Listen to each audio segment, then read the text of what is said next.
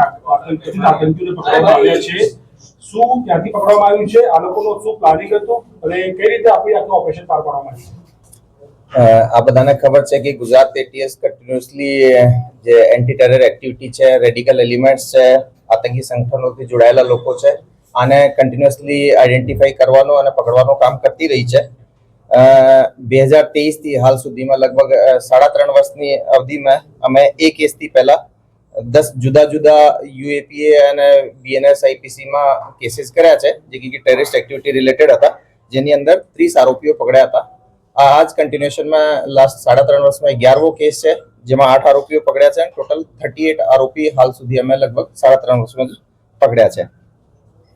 આ પર્ટિક્યુલર કેસની વાત કરીએ તો થોડાક ટાઈમ પહેલા ગુજરાત એટીએસના ડીવાયએસપી હર્ષ ઉપાધ્યાયને એક બાતમી મળી હતી કે બનાસકાંઠા અને પાટણ અને નિયર બાય એરિયાઝની અંદર થોડા ઘણા એલિમેન્ટ્સ એવા છે જે કે પાકિસ્તાનના ટેરરિસ્ટ ઓર્ગેનાઇઝેશન જૈશ એ મોહમ્મદ થી સંકળાયેલા છે અને અહીંયા એની એક્ટિવિટીઝનો, એની વિચારધારાનો પ્રચાર પ્રસાર કરી રહ્યા છે.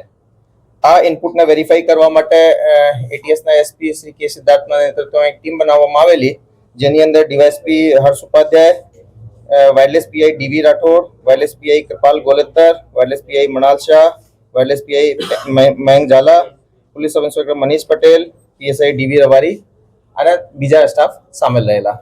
આ લોકોએ આ ઇનપુટ્સને વેરીફાઈ કર્યા, ડેવલપ કર્યા હ્યુમન ઇન્ટ મારફતે, ટેકનિકલ ઇન્ટ મારફતે, અને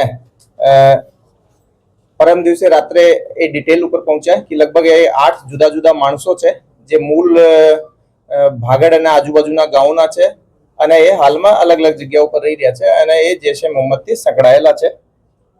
આ લોકોની ઓળખ કરવામાં આવેલી.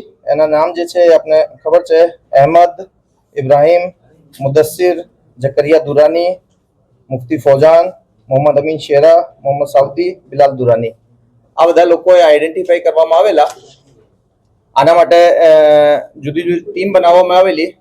એ આરોપીમાંથી 3 આરોપી ભાગડ ગામમાં રહેતા હતા, કન્ટિન્યુઅસલી આની લોકેશન ત્યાં જ આવતી હતી. સાથે સાથે 3 જે છે એ ખડિયાસન સિદ્ધપુર પાટણમાં એક મદરસાની અંદર રહેતા હતા.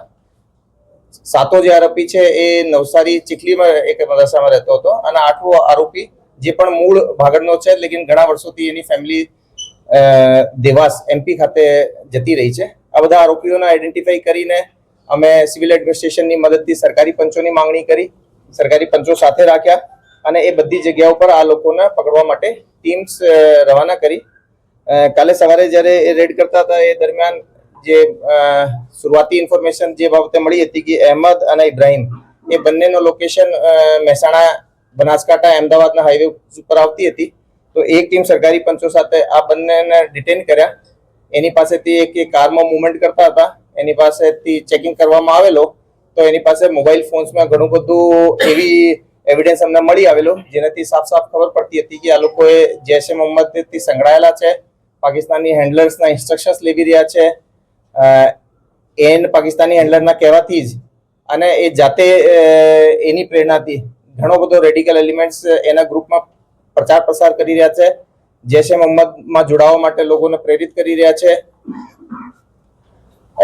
આ લોકોની વધારે પૂછપરછ કરવામાં આવેલી તો પણ એ લોકોએ જે એના જે બીજા 6 સાથીઓ છે જે ઓલરેડી આઈડેન્ટિફાઈડ પણ હતા, આ લોકો બાબતના નામ લીધા. પેરેલલી જે ટીમ્સ હતી દરેક જગ્યાથી 6 આરોપીઓને પકડ્યા. કુલ મળીને 8 આરોપીઓની અમે ડિટેન કર્યા. આ લોકો પાસેથી ઘણો બધો એવું સાહિત્ય મળી આવેલ છે જે કે જૈશ એ મોહમ્મદનો છે. એ લોકો આનો ગુજરાતી ટ્રાન્સલેશન પણ કરી રહ્યા હતા તાકી અહીંયા વધારે પ્રચાર પ્રસાર માટે એ લોકો સુધી આની પહોંચ બની શકે. જૈશ એ મોહમ્મદના ફ્લેગ પણ એ લોકોએ હાથથી બનાવ્યા છે. એ બાબતની આ લોકોએ તકરીરો પણ કરતા હતા. જૈશ એ મોહમ્મદ વતી આ લોકોને ફંડિંગ પણ 3 લાખનો મળ્યો હતો અને એને ટાસ્કિંગ મળી હતી કે એક 4-વ્હીલર ગાડી લઈ લેવાની તાકી ફ્યુચરમાં ક્યારે પણ જરૂર પડે, કઈ મુવમેન્ટની આના લોકો આવતા હોય તો એને એ લોકો ફેસિલિટેટ કરી શકે. કુલ મળીને એ લોકોએ જૈશ એ મોહમ્મદ વતી અહીંયા એક દારૂલ ઇસ્લામ ગુજરાત જૈશ એ મોહમ્મદ નામ તો એક નાની તંજીમની સ્થાપના અહીંયા કરી હતી, જેમાં સ્ટાર્ટિંગમાં એ લોકોએ લગભગ 8 આરોપીઓ જે છે એના સભ્યો બન્યા હતા. આ બધા વિરુદ્ધમાં એટીએસમાં લઈને એ લોકો વિરુદ્ધમાં યુએપીએ અને બીએનએસની જુદી જુદી કલમોમાં ઓફેન્સ રજીસ્ટર કરવામાં આવેલ છે અને ડીવાયએસપી એસએલ ચૌધરી એની હાલમાં તપાસ કરી રહ્યા છે. અને એ લોકોને કોર્ટમાં પ્રોડ્યુસ કરવાની કામગીરી ચાલી રહી છે. સર, આ લોકોનો ટાર્ગેટ શું હતો? મતલબ કોના સુધી પહોંચવા માટેનો ટાર્ગેટ હતો? હાલ સુધીની તપાસમાં એવો કોઈ એક્ઝેક્ટ ટાર્ગેટ અમને નથી મળ્યા, પરંતુ એક ફોરેન પ્રોસ્ક્રાઇબ ટેરરિસ્ટ ઓર્ગેનાઇઝેશનની ના માટે એને લોજિસ્ટિક મદદ મળી શકે આ રીતનો અહીંયા એક સ્ટ્રોંગ ગ્રુપ એ લોકો ઊભો કરીને એક સ્ટ્રોંગ નેટવર્ક, એક સ્ટ્રોંગ ગ્રુપ જેને કહેવાય એ અહીંયા ઊભો કરવાનો પ્રયાસ કરી રહ્યા હતા. એ આપને જે રીતે ઘણા બધા જુદા કેસીસમાં પણ આપણે જોયા છે કે એ લોકોને એ ડેડ ડ્રોપ ના માધ્યમથી એ રકમ મળી હતી. પાકિસ્તાનમાં કોના કોન્ટેક્ટમાં હતા એવું બી માહિતી સામે આવી છે? હા, પાકિસ્તાનના અમને ટેલિસેલેક્ટર્સ આઈડેન્ટિફાયર મળ્યા છે. એમાં પ્રારંભિક રીતે એનો પરિચય અબ્દુલ્લા સાહેબ તરીકે એ લોકો લેતા હતા અને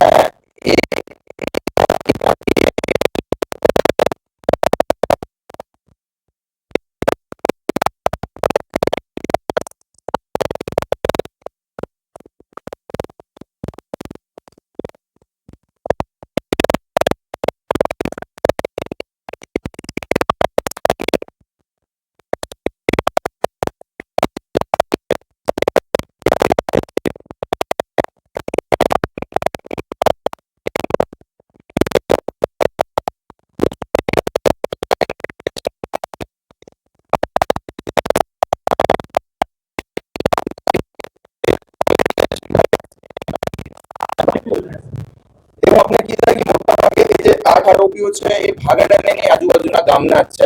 એમાંથી જેમ કે અહમદ મુદસ્સિર અને બ્રધર છે અને એક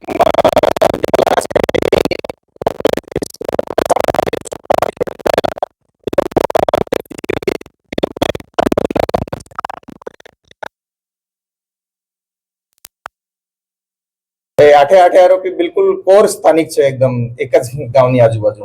બેકગ્રાઉન્ડ શું છે સાહેબ? જુદા જુદા બેકગ્રાઉન્ડ છે. મોટા ભાગે તમે જોશો તો ઉંમર 19, 30, 22, 21, 40 આ રીતના છે. મોટા ભાગે પરચુરણ કામગીરી કરવા વાળા મદરસામાં ભણાવતા છોકરાઓ છે અને થોડા ઘણા લેબર વર્ક પણ કરતા હતા. મધ્યપ્રદેશમાંથી જે પકડાયા છે એમનું કનેક્શન કેવી રીતે થયું છે? એ મધ્યપ્રદેશથી જે છોકરો પકડાયો છે એ પણ મૂળ ભાગળ ગામનો જ છે. એની ફેમિલી લગભગ 15-20 વર્ષ પહેલા જતી રહી હતી દેવાસ, અને આનો જ એક ભાઈ જે આપણે અહીંયા મદરસાથી પકડ્યો છે એ પણ આનો ભાઈ જ છે જેની ત્યાંથી અટક થઈ છે. સર, આજે આ લોકોને કોઈ આગળથી કોઈ મેસેજ મળતા હતા કે કયા ઉદ્દેશ પર આ લોકો કામ કરતા હતા? આ લોકોને એના હેન્ડલર મારફતે મળતા હતા અને આ લોકો ઘણા વર્ષોથી એ જે મતલબ આ હેન્ડલર સિવાય પણ 2-3 વર્ષ સુધી જોઈએ તો એ લોકોએ ઓનલાઈન જૈશ એ મોહમ્મદનો મટીરિયલ જોવાનો અને પ્રચાર પ્રસાર કરવાનો પ્રારંભિક જે અમને એની સવાર કાલે આફ્ટરનૂન થી એની અટક કરવાની ચાલુ કરી છે. આનો મોબાઈલમાં ઘણો બધો મટીરિયલ અવેલેબલ છે જેની કે એ લોકો સિવાય પણ એ ઘણા બધા બીજા લોકો સાથે સંપર્કમાં છે એવું લાગે છે. અમે આની પાસેથી ફોન્સ કબજે કર્યા છે, લેટર્સ કબજે કર્યા છે, લિટરેચર કબજે કર્યો છે, આની હેન્ડરાઇટિંગમાં જે ટ્રાન્સલેશન એ લોકો કરતા હતા એ કબજે કર્યા છે. સર, આ પાકિસ્તાની હેન્ડલર સાથે કયા માધ્યમથી કોમ્યુનિકેશન અને વાતચીત કરી? એ લોકોએ જે રીતે હું કીધા કે ઘણા ટાઈમથી રેડિકલ છે, 2-3 વર્ષથી એમાંથી મોટા ભાગના બધા લોકોએ ઓનલાઈન જેટલા પણ યુટ્યુબ, ઇન્સ્ટા થી ઘણા બધા લોકોનો સંપર્ક કરતા હોય છે અને એવી એક એન્ટિટી નથી. એ લોકો જોડે આ ફિલહાલ વાળી એન્ટિટી છે એના જોડે એ લોકો વધારે ઇન્વોલ્વ હતા, પણ એ સિવાય પણ ઘણા બધા લોકો જુદી જુદી રેડિકલ લાગતી આવી એન્ટિટી જોડે ટેરર, જેહાદ વગેરે વિશે ચર્ચા કરતા હોય છે. રેડિકલાઇઝેશનનું કોન્ટેન્ટ શું હતું? શું કોઈને ટાર્ગેટ કરતો હતો? કોઈ ઇન્સિડન્ટ રિલેટેડ હતો? એની કોન્ટેન્ટ શું? નહીં, એ લોકોએ મસૂદ અઝહરથી બહુ વધારે પ્રભાવિત હતા, જે જૈશ એ મોહમ્મદનો હેડ છે, અને એના ઘણા બધા વિડીયોઝ, એના બયાનો એ બધું સાંભળતા હતા. સર, અગાઉ પણ આવી રીતે એટીએસની કાર્યવાહી થઈ છે ને, તેમાં પણ સોશિયલ મીડિયા મારફતે આવી રીતે આતંકવાદી વિચારધારા ફેલાવતા ઘણા બધા આતંકીઓને પકડવામાં પણ આવ્યા છે. આ લોકોને એની સાથે કોઈ પણ પ્રકારના સંપર્ક હોઈ શકે? પહેલાના કેસીસની અમારી જે ઇન્વેસ્ટિગેશન છે એમાં આ લોકોનો ડાયરેક્ટ કોઈ ઇન્વોલ્વમેન્ટ આ લોકો જોડે મળ્યા હોય એવું કંઈ આવ્યું નહીં. ગુજરાત સિવાય બીજા કઈ બીજા શહેરો પર કોન્ટેક્ટ કરતા પ્રચાર કરતા હતા સોશિયલ મીડિયાના માધ્યમથી, તો રીચ કેટલી હતી? એ હાલ સુધી એ લોકોનો જે રીતનો એમો હતો કે એ લોકોએ જ્યાં સુધી કોઈ માણસને ડાયરેક્ટલી નહીં ઓળખે અને એ લોકો પર એના કમ્પ્લીટ વિશ્વાસ ના હોય કે એ કોઈ પોલીસનો બાતમીદાર થઈ શકે, એ બહુ કોર ગ્રુપ વાળા લોકોને જ બાયા આપીને, જેને આપણે કહીએ છીએ દાવત આપીને, આમંત્રણ આપીને ઓર્ગેનાઇઝેશનમાં સામેલ રાખતા હતા, એને જ ગ્રુપમાં એડ કરતા હતા. કોઈ પણ એવા માણસ જેને ઉપર એને કમ્પ્લીટ ભરોસો ના હોય કે આ જેહાદના પ્રતિ જજ્બો રાખે છે એવા કોઈ માણસને પણ એ લોકો બાયત દાવા નહીં આપતા હતા. સર કેટલા સમયથી આ રીતે ચાલુ કર્યું હતું પ્રવૃત્તિ કરવાનું ને ક્યારથી આ લોકો કરતા હતા? એમાં આ લોકો 8 આરોપીઓ છે. દરેક માણસની જે પ્રેઝન્સ છે સોશિયલ મીડિયા ઉપર કે રેડિકલ લાઈન ઉપર જવાની આ સમયાવધિ અલગ અલગ છે. સર આરોપીઓ જે છે એ ઇન્ડિયન નંબર યુઝ કરતા હતા કે અન્ય કોઈ કન્ટ્રીના નંબરથી એકબીજાના સંપર્કમાં હતા? નહીં, આ લોકો ઇન્ડિયન નંબર યુઝ કરી રહ્યા છે. હાલ સુધી અમને જેટલા નંબર સીઝ કર્યા છે નહીં, હાલ સુધી એટલી હિસ્ટ્રી ઉપર તો અમે નથી કરી શક્યા. નહીં, હું આ કીધા કે આ જે છે એની અંદર જે અહેમદ અને ઇબ્રાહિમ છે એ દોનો બંને મતલબ મેન આ લોકો એ પૂરા ગ્રુપના અહીંયાના લીડર કહી શકાય એવા માણસો હતા. સાહેબ આ લોકો આટલા ટાઈમથી આ કરતા હતા, રથયાત્રા આવી રહી છે, આ લોકોને એમાં કોઈ પ્લાન કે એ બધું મુલાકાત લીધી? નહીં, એવું અમદાવાદનો આ એરિયાનો કંઈ અમને હાલ સુધીના એના ટેકનિકલ ડેટાથી કંઈ મળ્યો નથી. આના ઇન્ટ્રોગેશનમાં પણ કંઈ આવ્યો નથી. આરોપીઓને કોર્ટમાં રજૂ કરવામાં આવે છે. કેટલા દિવસના રિમાન્ડ હા, એક ટીમ આને લઈને કોર્ટમાં જ છે અને એને જેમ રિમાન્ડ મળશે એમાં સાહેબ, આમાં આ આઠમાં સૌથી પહેલા પાકિસ્તાન હેન્ડલરનો કોન્ટેક્ટ કોની જોડે થયો હતો આઠમાં?